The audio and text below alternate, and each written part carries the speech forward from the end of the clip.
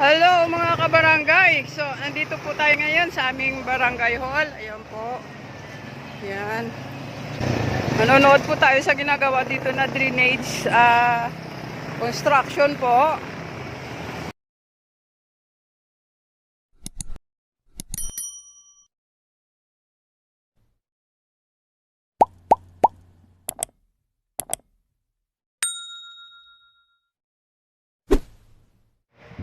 Ito po yung tulay. Sa kabila hanggang dito po yan. So every time kasi na tagulan po, mataas ang tubig dito. So buti naman po at sa ngayon po sinisimula na po nila ang paggawa ng riprap para ma-widen po yung yung daluyan ng tubig. Ayan po. Yan. Sisimula na po nila yung project. So lipat tayo doon sa kabila. Titingnan natin. Doon po yung karugtong.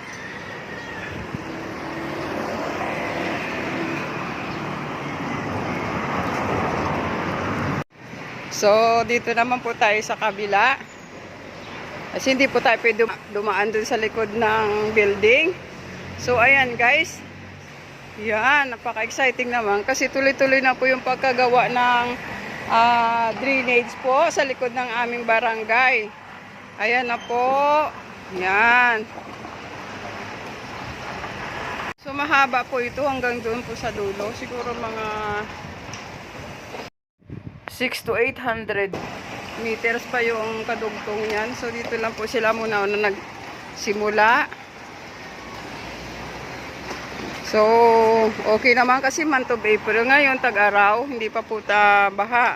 So if ever po na panahon ng baha, malilinisan na po yung aming drainage dito at maiwasan na po yung pagbabaha at tuluyan na po na hindi mas stagnant ang water dahil po sa meron na pong riprap at lilinisin din po nila yung mga damo-damo na yan.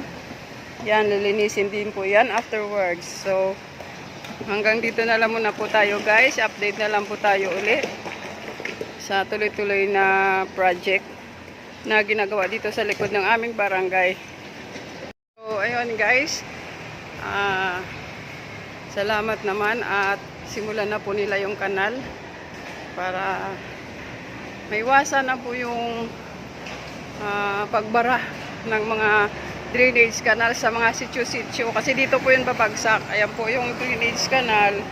Yan. Yan yung drainage hanggang doon po yun. Doon. So doon po yung tulay, doon po yung patuloy. So hanggang dito na lang muna tayo guys.